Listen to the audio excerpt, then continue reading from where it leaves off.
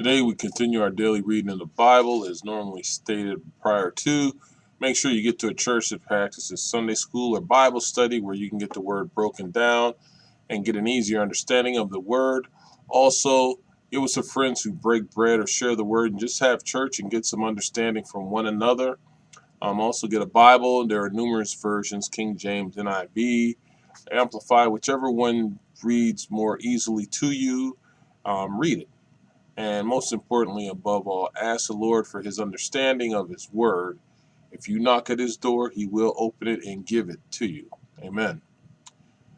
Deuteronomy chapter 20 reads as follows. When you go to war against your enemies and see horses and chariots and an army greater than yours, do not be afraid of them, because the Lord your God, who brought you up out of Egypt, will be with you.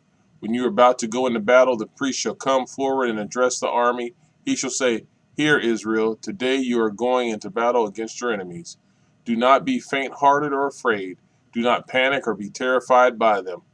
For the Lord your God is the one who goes with you to fight for you against your enemies to give you victory.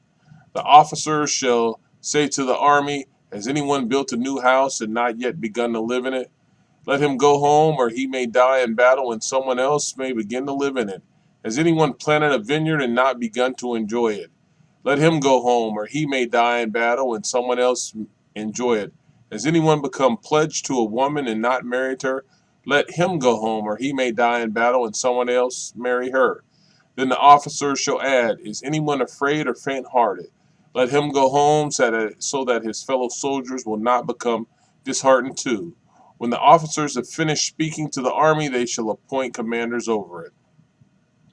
When you march up to attack a city, make its people an offer of peace. If they accept and open their gates, all the people in it shall be subject to forced labor and shall work for you.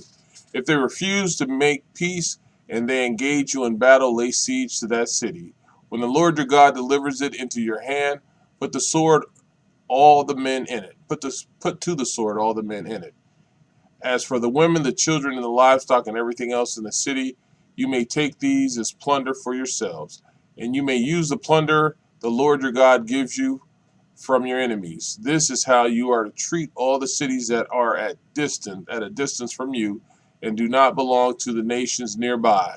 However, in the cities of the nations the Lord your God is giving you as an inheritance, do not leave alive anything that breathes. Completely destroy them: the Hittites, Amorites, Canaanites, Perizzites, Hivites, and Jebusites, as the Lord your God has commanded you. Otherwise, they will teach you to follow all the detestable things they do in worshiping their gods, and you will sin against the Lord your God.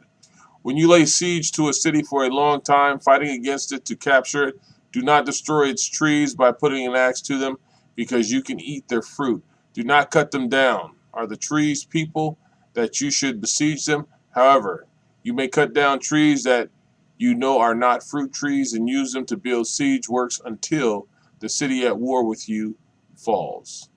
Deuteronomy chapter 21.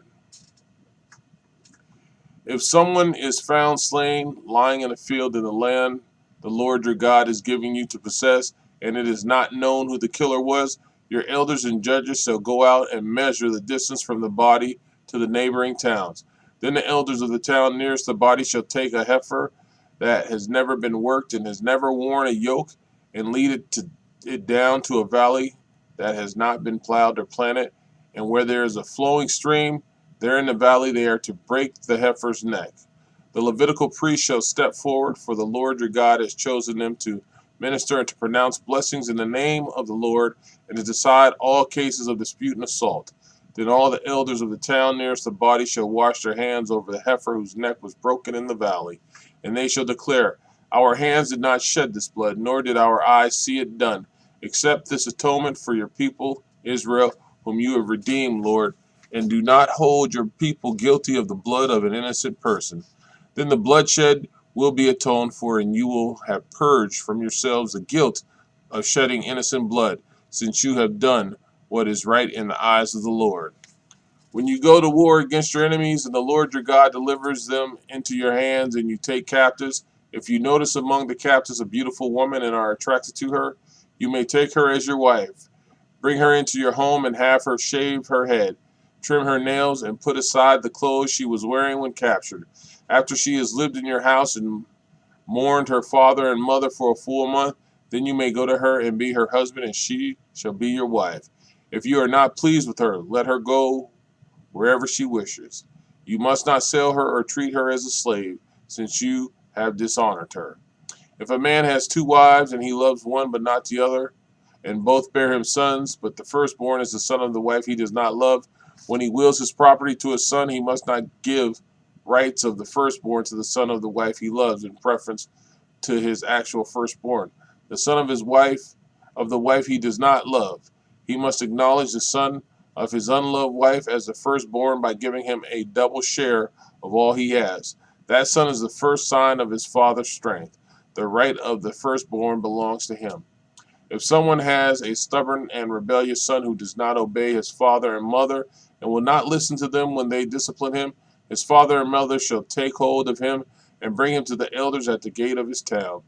They shall say to the elders, "This son of ours is stubborn and rebellious. He will not obey us. He is a glutton and a drunkard." Then all the men of his town are to stone him to death. You must purge the evil from among you. All Israel will hear of it and be afraid. If someone guilty of a capital offense is put to death and their body is exposed on a pole, you must not leave the body hanging on the pole overnight.